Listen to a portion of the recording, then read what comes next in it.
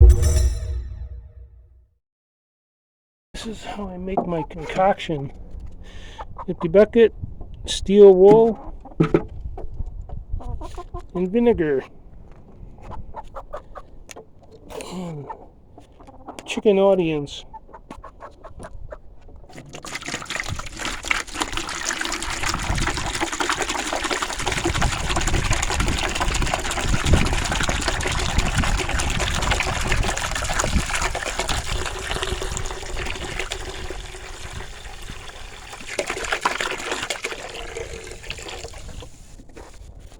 Let that sit for about a day. Cover on it.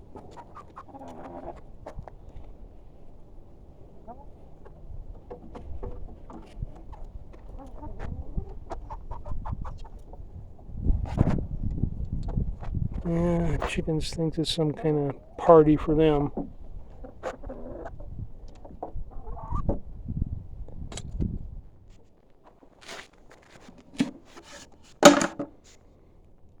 After a day, it doesn't look like much has changed with that steel wool, but I'm sure it has. With the vinegar too, it almost looks clear yet, but I'm pretty sure it'll stain it. I don't even think it takes a day for this. Sometimes I think like 12 hours is enough. Smells like vinegar. I'll apply it to the boards now and see what happens. The boards that I'll be using are just straight from the sawmill, nothing special. Everything's just a rough cut. I don't think they've been seasoned a full year, but they have been sitting there for a while because the ends are darkened up on some of them. So that's the boards I'm using.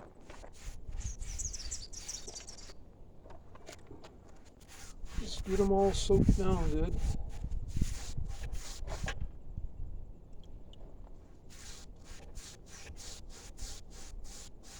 And then I'll start changing color.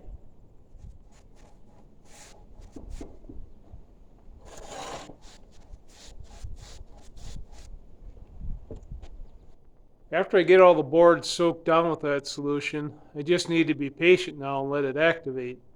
Some of those boards look like they've started to change color already, but it'll take a few hours. It might take half a day. It could take the whole day.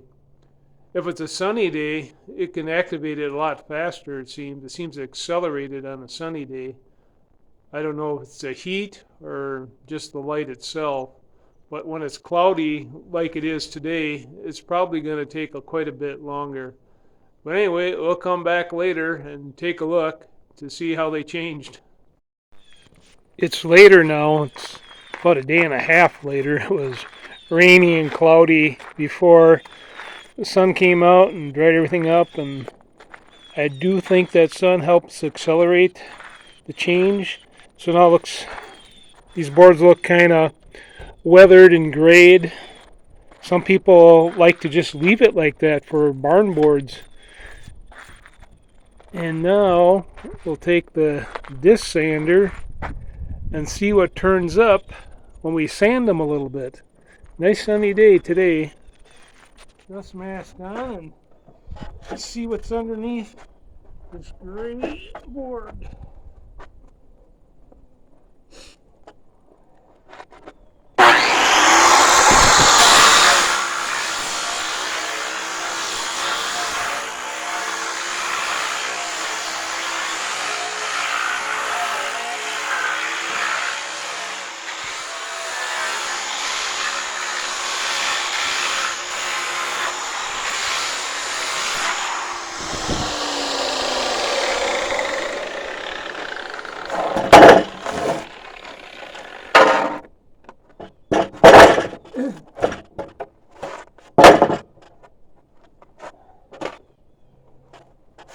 Turn it.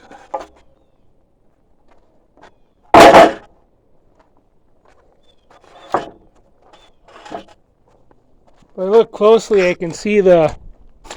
If I look closely, you can see the swirl marks from the saw blade, and I want my disc sander running the same way as the saw blade went. They stand out a little bit more on this one. This one goes the other way, so I'll turn the board around when I sand it.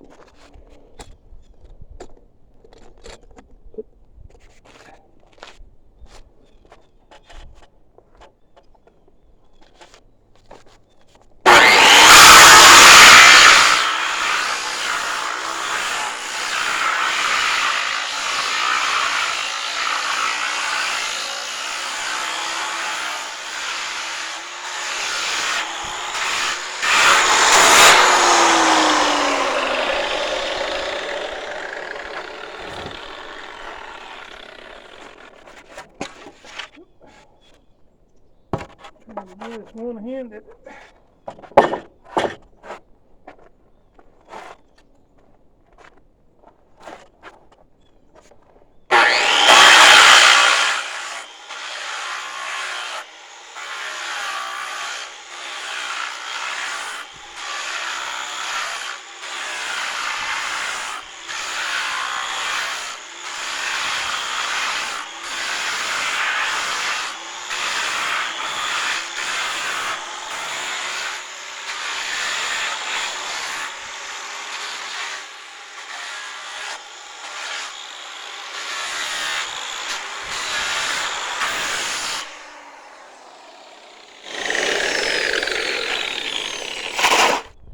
This board almost looks like it was put through the sawmill twice.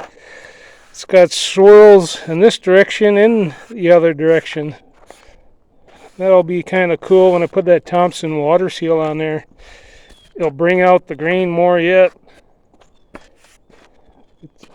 Now that I got these boards sanded a little bit, we'll put some Thompson water seal on them, and we'll see another change to them.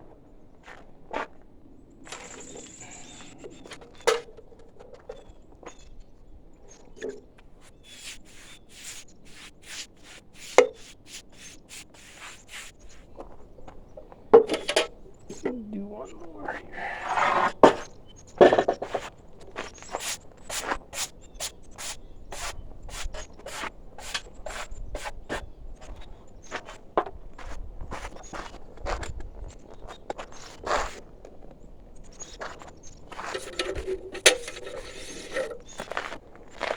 You can sand these more if you want a lighter colored board, or you can leave quite a bit on there.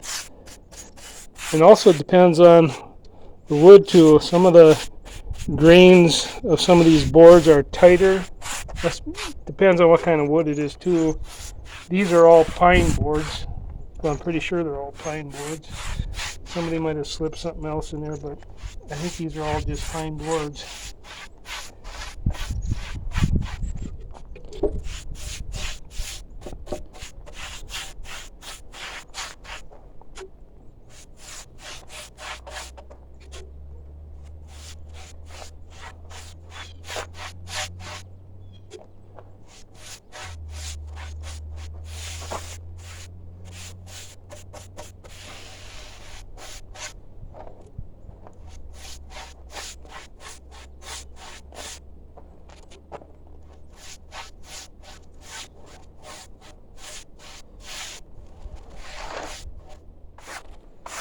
This is that board that looks like it was put through the sawmill twice, once in one direction and once in the other one. I'm curious to see how this will look.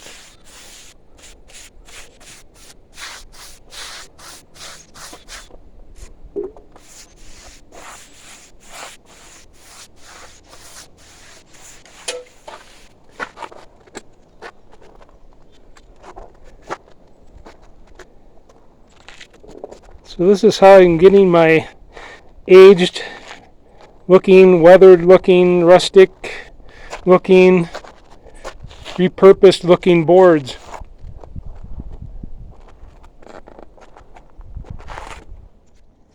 There, doesn't that look pretty cool?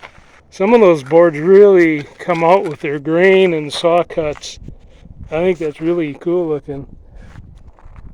Also, people just like the barn wood look too. They just will stain them with that vinegar, steel wool, concoction and just leave them like that for barn boards. Except if you're going to leave them outside, you need to do something to weatherproof them, because they will just darken up and gray again. But these really aren't going to be out in the weather. You know, that's why you just use that clear Thompson water seal. They won't be getting directly in the weather, you know, because they'll be actually the ceiling boards in there. But doesn't that look cool?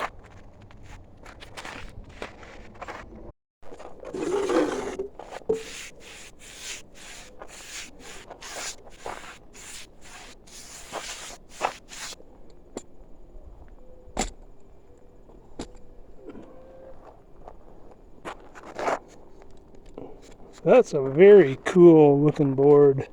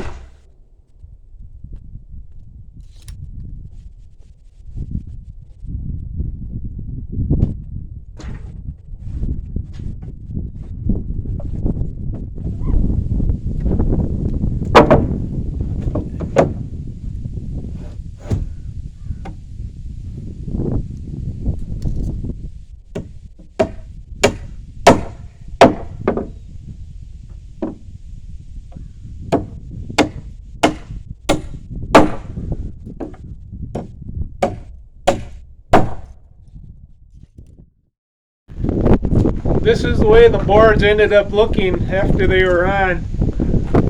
If I get the right lighting here. It's really windy out here, so I hope you can hear me. Okay, I'll swing around to the other direction. I think the lighting might be better. Yeah, it's a little better.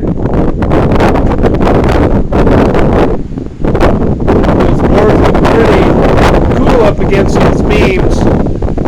You can see through the cracks they're getting. The next step is to run plywood right across the whole roof, so they'll tie everything together.